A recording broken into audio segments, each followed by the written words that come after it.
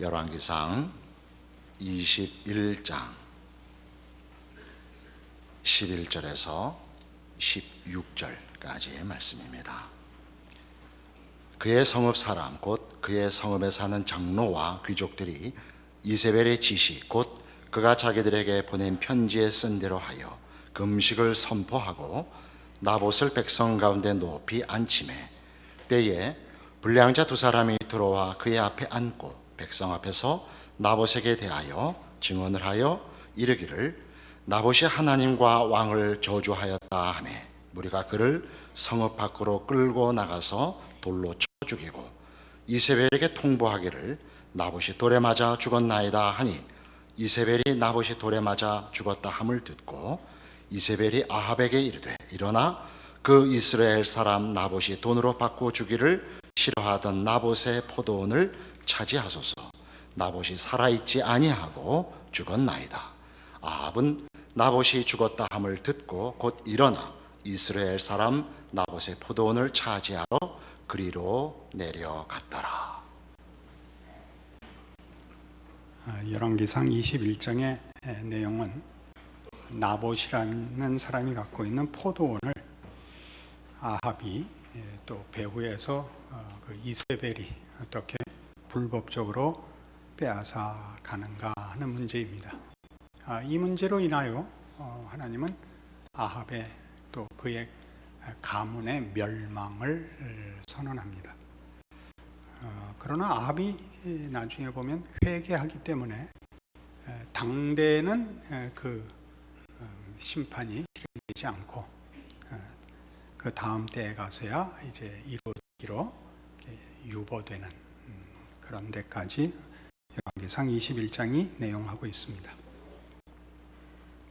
재미있는 것은 아합이 나봇의 그 포도원을 요구하는 것과 나봇의 대답 그리고 이세벨이 취하는 방법이 다 말하자면 어쨌든 명목상 이스라엘의 신앙이라는 규범 속에서 이루어집니다. 물론 나봇은 정당한 신앙의 고백을 가지고 있는 것이고 아합과 이스라엘은 그렇지 않습니다.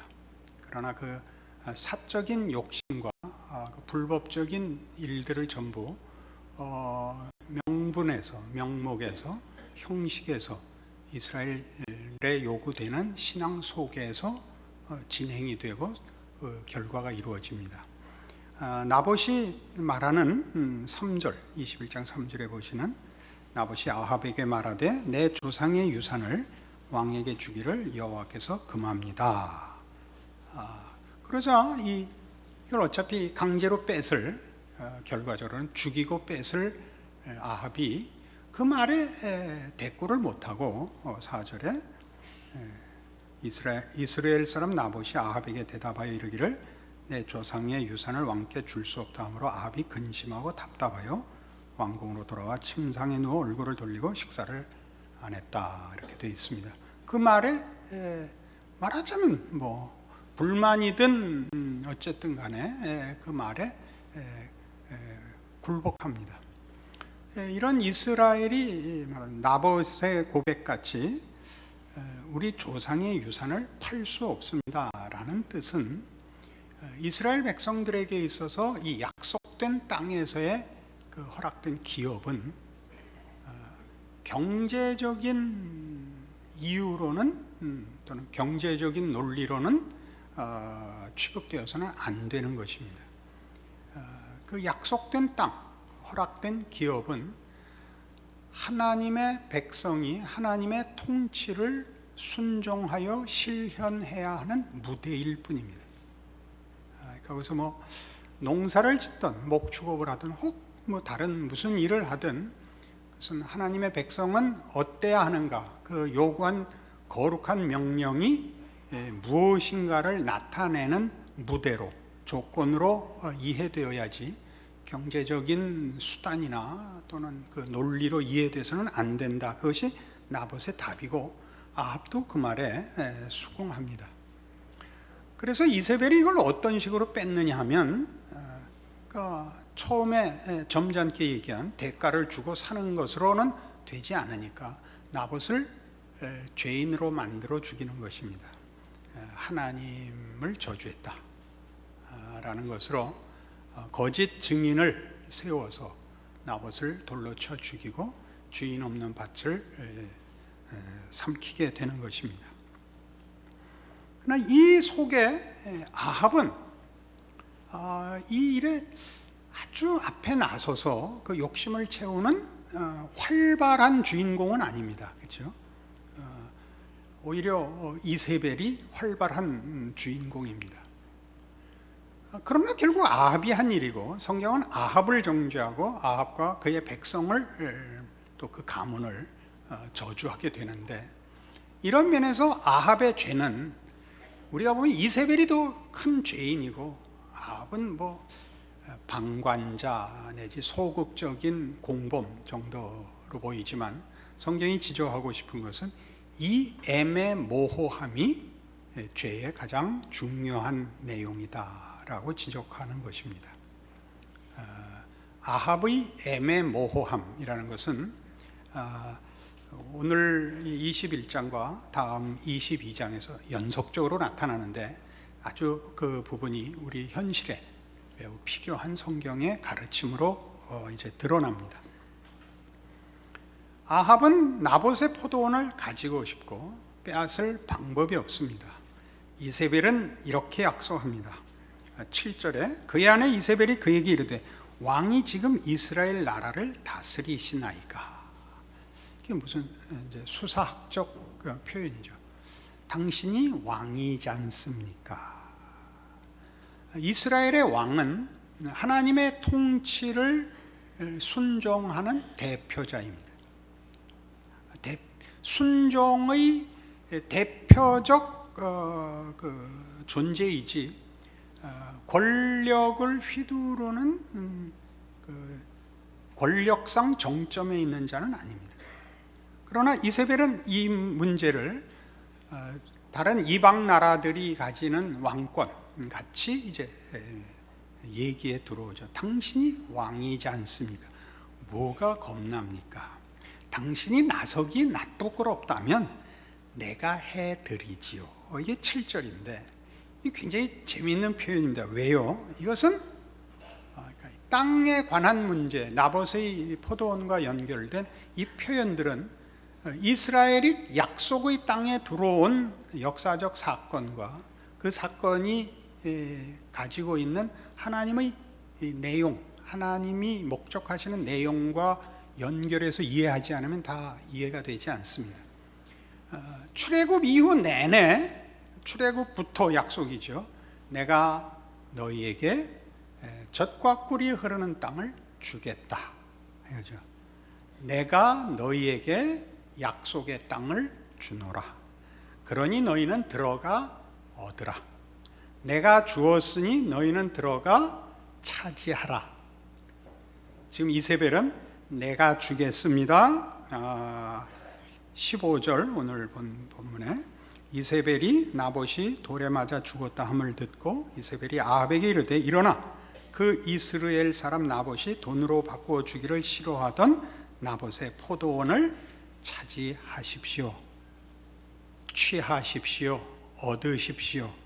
16절 아합이 나봇이 죽었다 함을 듣고 곧 일어나 이스라엘 사람 나봇의 포도원을 차지하러 그리로 내려갔더라. 그러니까 하나님이 주고 너희는 가서 취하라. 오늘 이 개정개혁 번역식으로 하면 차지하라. 그 말을 반복하는 겁니다. 하나님이 주고 하나님이 목적하고 하나님이 명령하시고 약속하는 내용 아닌 것을 신앙이라는 규범, 형식, 명목 속에서 개인의 욕심으로 개인의 방법으로 하나님의 뜻과 아무 상관없이 쓸 수 있는 일에 아합이 서 있는 겁니다. 그러니까 성경이 아합을 통하여 우리에게 지적하려는 것은 신앙적인 이해도 있고 명분도 알고 있고 책임도 알고 있는데 그걸 벗어나서 범죄하는 것이 아니라 그 속에서 애매하게 구는 겁니다. 이 애매하게 군다는 것은 무슨 말이냐면 현대적인 표현으로 세속화되는 것입니다. 세속화라는 것은 우리 모든 성도들이 생각할 때 세상적인 것이라는 뜻으로 금방 이해하실 것입니다. 세상적인 것 그러면 금방 물질적인 것, 개인 쾌락을 추구하는 것, 이렇게 금방 세상적인 것이 이해되어 있을 겁니다. 보다 깊게 얘기하자면 하나님 없는 영역과 하나님 없는 가치를 인정하는 것, 이것이 세속화입니다. 하나님을 빼어놔도 괜찮은 영역이나 경우나 뭐 일이나 또는 가치가 생기면 그게 세속화입니다. 대표적으로 예전에 이제 서구 사회에서는 기독교가 우세했을 때는 기독교가 문화를 만들어내는 가치를 창출하는 권위의 자리에 있었습니다. 지금 그렇게 안 하죠. 세상이 문화를 만들죠. 문화를 만든다는 건 이미 정신을 갖고 있다는 뜻입니다. 스스로 정신, 가치와 의미를 가져야 표현하는, 적용하는 문화라는 것이 생깁니다. 예전이 더 낫다, 지금은 못하다, 이거는 애매합니다. 왜냐하면 지금 아합의 애매모호성에서 보듯이 기독교가 권위를 가졌을 때는 그래서 신앙생활을 다 잘했냐? 그렇지 않은 거 우리가 압니다. 그것이 명분이 되고 억지가 되고 형식이 되고 그 속에서 가증한 일을 행할 수 있었다 하는 것 역사적 고발이고, 지금이라고 해서 그때보다 더 어려우냐? 그렇지는 않습니다. 언제나 세상은 바로 이 문제로 우리를 위협하고 늘 유혹하기 때문에 간단하게 얘기할 수는 없습니다. 그러나 어쨌든 지금 우리가 보통 말하는 우리가 이 세상에 이런 속 깊은 시험 앞에 어느 만큼 영향을 받고 있느냐 하면 자연스럽다라는 말이 최고의 가치로 사실 쓰이고 있습니다. 자연스럽다는 건 매우 애매한 말입니다. 자연스럽다는 것은 어떤 존재나 어떤 내용이 그것 혼자서 가치를 가지고 있다는 뜻입니다. 그것 혼자서 사람이 눈이 둘인 것이 자연스럽지, 그런 말은 하나님이 그렇게 만드셨지를 떠나서 현상만으로 자연스럽고 그것이 정당한 것이라는 가치를 가지는 표현이 됐단 말입니다. 이건 우리에게 사실은 살금살금 들어와서 우리의 신앙을 부식시키는 중요한 지금 우리가 사는 현대 사회에서의 공격입니다.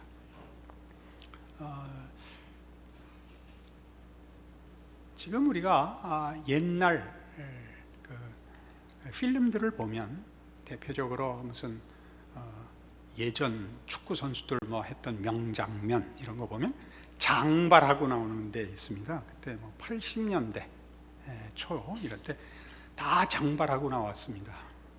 그때는 머리를 이렇게 이북 사투리인데 바툭 깎으면 그 말이에요. 이렇게 바싹 깎으면 다 간첩인가 그랬었습니다. 지금 옛날 그 긴 머리를 보면 저 때는 이발사가 없었나 싶습니다. 그럼 지금 우리의 이해와 판단이 자연스럽다. 그냥 자연스럽다는 것은 그 시대가 만들어준 판단과 흐름에 나도 모르게 맡기고 있다는 뜻입니다. 이것이 아합의 애매모호성입니다. 그는 신앙으로 판단하고 책임져야 하는 일을 시대 조류나 현실 혹은 이해관계라는 데 놓아놓고 있습니다. 그러니까 우리의 신앙의 어려움은 뭐냐 하면 우리가 신자라는 이름으로 어떤 일들을 해야 한다라는 것을 알고 있지만 그것이 우리의 삶의 전 영역과 모든 경우와 모든 판단에 걸치게 하지 않고 몇 개로 축소하고 살고 있다는 사실입니다. 몇 개로 축소하는 걸 뭐 대표적으로 주일날 교회 오는 거, 이렇게 해서 주일날 오지 말라는 얘기는 물론 아닙니다. 주일날 성수주의라는 거, 헌금 내는 거, 성경 읽는 거, 전도하는 거 몇 개로 놔두고 나머지에서는 그러지 않게 되는데, 이게 얼마나 심각한 문제냐 하면, 여러분이 성실치 않게 살면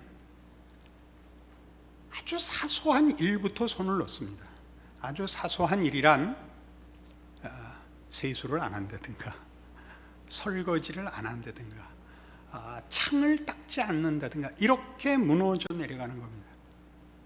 집에 불을 지른다든가 수류탄을 터뜨린다든가 이렇게 가는 게 아니라 아주 작은 일부터 손을 놓습니다. 그래서 결국 쓰레기를 버리지 않아서 악취가 쌓이고, 악취는 쌓인다 그러지 않는데 악취가 진동하고, 이발소를 가지 않아서 결국 머리가 길어지고, 자기 집을 자기가 들어가기 싫고 그렇게 되죠.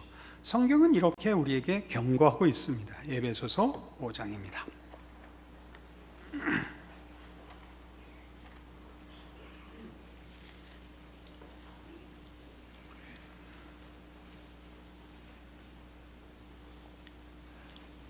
신약 성경 314페이지 에베소서 5장 18절에 오시면, 술 취하지 말라, 이는 방탕한 것이니 오직 성령으로 충만함을 받으라, 이렇게 나옵니다.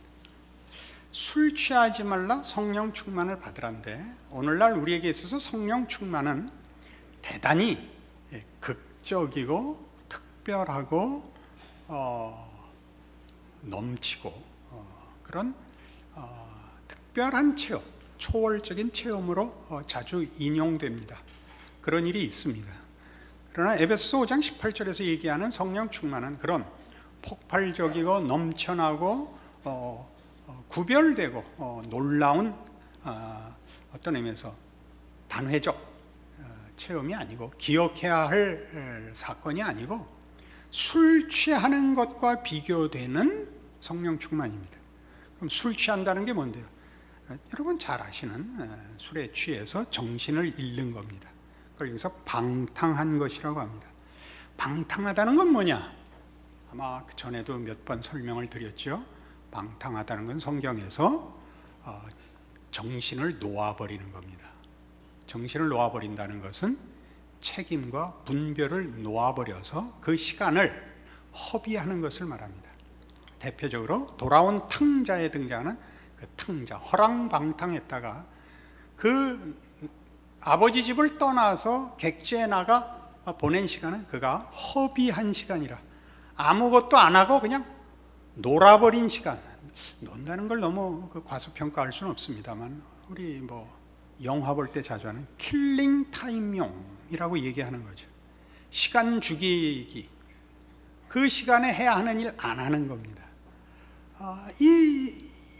이 문제는 우리로 하여금 우리가 정신을 놓아서 또 우리의 책임과 판단을 놓아버리면 술 취한 것과 같이 세상 조류에 쓸려 내려간다는 것을 함축하는 것입니다. 그러지 말라는 것이죠. 성령 충만을 받으라는 건 언제나 깨어있고 생각하고 신자 노릇하는 것입니다. 그래서 이 에베소 5장은 앞에 15절부터 보시면, 그런즉 너희가 어떻게 행할지를 자세히 주의하여 지혜 없는 자 같이 하지 말고 오직 지혜 있는 자 같이 하여 세월을 아끼라. 때가 악하니라. 그러므로 어리석은 자가 되지 말고 오직 주의 뜻이 무엇인가 이해하라. 이렇게 나옵니다. 그러니까 주의하고 지혜를 가져야 하고, 그러니까 판단하고 생각해야 하며 세월을 아껴야 하는 것입니다. 세월을 아낀다는 것은 그 시간에 해야 되는 것으로 순종하라 말이죠. 다른 것에 그 시간을 넘겨주지 말라는 것이죠. 술 취하는 것은 대표적으로 그런 것입니다. 술에 취하면 필름이 끊어집니다. 그러니까 우리는 신앙생활을 한다는 것이 조금 전에 설명드린 바와 같이 어떤 큰 일을 하는 몇몇 개 명목으로 남아있고 명분으로 남아있고 형식으로 남아있을 문제가 아니라, 나의 존재와 인생이라는 시간을 하나님의 자녀로 바치는 싸움에서 애매할 수 없다고 요구하는 것입니다. 그렇게 되면 어떻게 되느냐면 오늘을 살아야 되고 지금을 살아야 됩니다. 오늘을 살고 지금을 산다는 것은 하나님이 나에게 보낸 약속의 땅, 약속의 장소, 더 범위를 크게 합시다. 하나님의 인도하심과 기이한 지혜 속에서 보냄을 받은 여러분의 실존, 그래서 하나님의 자녀 노릇을 하셔야 됩니다. 여러분은 무엇을 하는가라는 명분과 명목을 찾기보다 지금 주어진 상황에서 신자는 어떻게 살아야 하느냐, 아주 보편적이고 근원적인 모든 신앙적인 요구는 이겁니다. 겸손해라, 온유해라, 성실해라죠. 다른 말로 해서 거룩하랍니다. 하나님의 부르심과 하나님의 백성이라는 이름으로 존재하고 반응하라죠. 작은 일을 틀린다니까요. 같은 교회에서 신앙생활 하시면 최소한 뭘 해라? 우리 했죠. 내년엔 표로 붙입시다. 표정 관리를 해라 이겁니다. 다른 거 다 관두고 여러분들이 바둑 동호인으로 만나도 그렇게 무심하게 교회에 들어오는 그 표정으로는 안 들어갑니다. 우린 보다 고급한 이유로 웃을 이유가 있습니다. 저 사람과 나는 한 신앙과 한 믿음과 한 약속과 은혜 속에 있으며 안 그렇습니까? 우린 그거 못하죠. 왜냐하면 이 사소한 걸 못하면 사실 우리는 아무것도 안 하는 거다. 이게 아합의 나봇 사건입니다. 우리 이걸 해야 됩니다. 여러분 지금 삶의 형편이 각각 다를 수밖에 없고 거기 어떤 긴장과 갈등과 혹은 고통이 있는지 잘 모르겠습니다. 어떤 사람은 아주 절절한 현실이 있을 수 있고 어떤 사람은 이대로만 가라 다 있을 것입니다. 넉넉하든지 갈급하든지 신자가 할 수 있는 일은 하나입니다. 그가 하나님의 자녀라는 이름으로 성경이 요구하는 성령의 열매를 맺고 있느냐, 이게 성령 충만이죠. 성령의 열매는 사랑과 희락과 화평과 자비와 양성과 온유와 충성과 절제들입니다. 그걸 하고 있는가 물으십시오. 아합은 이걸 실패하고 있는 겁니다. 그가 나봇의 포도원을 탐내고 결국 가지는 이 일련의 과정 속에서 그가 하나님을 전혀 모른다고 얘기할 수도 없고 하나님의 명령과 삶의 신앙적 규범들에 대해서 무지하지 않습니다. 정면으로 거부하지도 않습니다. 그는 답답해서 돌아갑니다. 대책이 없어서 돌아갑니다. 그러나 결국은 부인에 의해서 취해지는데 그 모든 걸 그저 당연시하고 잘 됐다고 생각하고 있는 것으로 보여집니다. 우리가 그러고 있다 이런 얘기죠. 우리는 이런 일들을 하나님의 권위 아래에 있기 때문에 세상에다 우리를 내어줄 수 없고 하나님의 통치 아래에 있기 때문에 우리 개인의 어떤 순간도 어떤 내용도 하나님의 통치에서 벗어날 수 없다는 측면에서 이게 또 깊은 신앙이라고 얘기할 거 없다고 생각합니다. 너무나 당연한 첫 걸음이 무엇을 하든지 어디에 있든지 하나님의 명령 앞에 있는 것입니다. 거룩으로 살아야 하는 것입니다. 그럼 우린 여기를 놓칩니다. 그럼 뭐가 남느냐 하면 이세벨이 한 것 같이 기독교 신앙이 하나의 규범이 되고 형식이 되어 갖다 씌워서 뭐든지 할 수 있습니다. 명령자나 최종 권위는 현실이 됩니다. 이게 세속화입니다.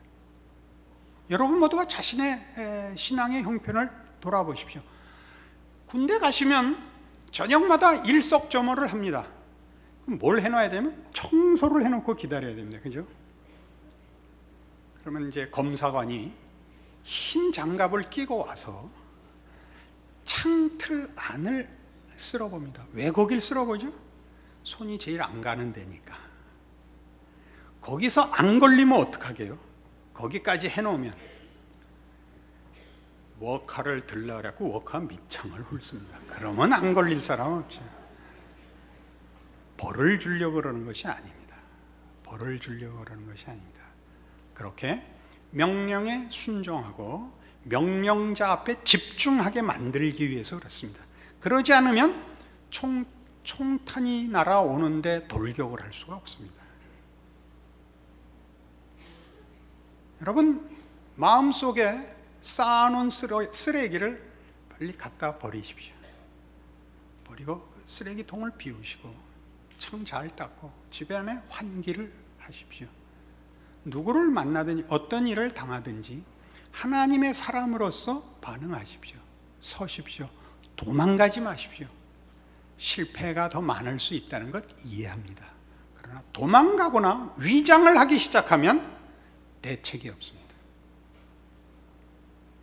여러분, 오늘은 나가실 때부터 빵긋빵긋 웃으십시오. 여러분 집안에서 져야 할 여러분의 짐들, 그거 기꺼이 지십시오. 쉬운 건 하나도 없습니다. 그러나 울고 고함 지른다고 나아지는 것 없습니다. 우리는 하나님의 사람입니다. 하나님의 선하심과 위대하심과 신실하심을 믿는다면 우리의 믿음은 순종적이고 인내해야 마땅합니다. 그것이 우리의 신앙 고백인 것 기억하는 오늘의 말씀이기를 바랍니다. 기도하십시다. 하나님 아버지 은혜를 감사합니다. 하나님은 우리 하나님이시고 우리를 사랑하시고 진실하시고 선하시고 위대하십니다. 우리의 존재와 우리의 인생과 우리의 현실은 하나님의 통치에 기이한 것을 위하여 마땅히 바쳐져야 합니다. 우리의 욕심으로 채워질 수 없습니다. 이 분명하고도 외면할 수 없는 이 내용을 하나님을 아버지라 고백하는 모든 성도들이 정직하고 책임 있게 하나님 앞에 서서 그 명령 앞에 자기를 바치는 그 첫 걸음으로, 그 한 걸음으로 순종하고 헌신하고 인내하는 축복을 오늘의 말씀들로 허락하여 주시옵소서. 예수님 이름으로 기도합니다. 아멘.